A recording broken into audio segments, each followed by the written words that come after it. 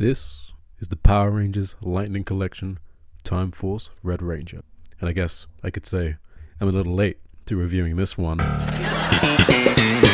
anyway, let's jump into it. Okay, so here's the box. Looking very nice. Here's the side. And the back. And the other side. Now let's open this guy up. Bringing him up close, he looks pretty good. It's got some nice details. I mean, standard body. The paint looks pretty decent.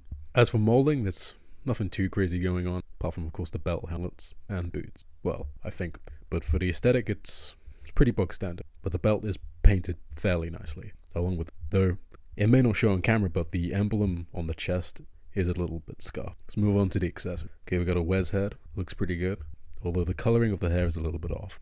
I think overall, it's pretty good. 2 alternate hands, 1 thumbs up one, which I really like. Decently sculpted. And he comes with a fist hand. Comes with his chrono sabers. They look alright. Clear plastic. Slightly bent, which is always a bit of a pain. But they do combine together, which is pretty cool. Though the connection's quite tight. He also comes with his chrono blaster, which is also pretty nice. I mean, of course, the paint is fairly minimal. But overall, it's nothing to complain about. And he comes with a lightning effect. It kind of reminds me of Spaghetti. Don't know why. But as for the articulation, his head moves up pretty okay. Down, it's pretty awful. Tilt, very, very minimal. As to the arms, they're incredibly stiff moving them up. But you can get them there with a little bit of force. Down again. Full rotation. Butterfly joint, which is always nice to see. Swivel on the elbow. And double jointed arms. But the gauntlets do get in the way. Hinge on the hands. Swivel. As with the torso, 360. Can bend down pretty decently, but you do get some issues with the back.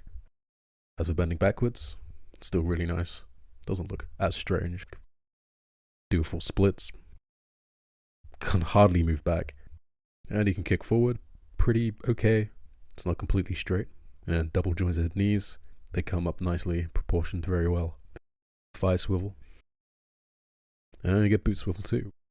As for the feet, you can move only a tiny amount. And they can move back pretty damn far. As for the tilt, it's pretty okay. Well, I say okay, it's more than okay. So I mean, if you ever want to have a broken ankle Wes in your collection, you can get him in that sort of pose, I don't know. But nah, ankle's really good. Overall, I think this figure's pretty good. The details on the helmet are really nice. The belt and the gauntlets look great. Lightning collection, on paper, it's assortment of 2 hands, alternate head, artifact piece and weapons, with a figure that's highly articulated. It's great on paper, but it's just the execution here and there that lets the line down sometimes. But this figure is a good example of when it's done right. As for size comparisons, here are Lord Zed from the Lightning Collection and SPD Blue. They look pretty good. Then we have Bishop from Marvel Legends and Marvel Legends movie Deadpool. As for our final size comparison, we have a Dark Knight Returns McFarlane Batman, and we have a SH Figure Arts Dragon Ball superhero Vegeta.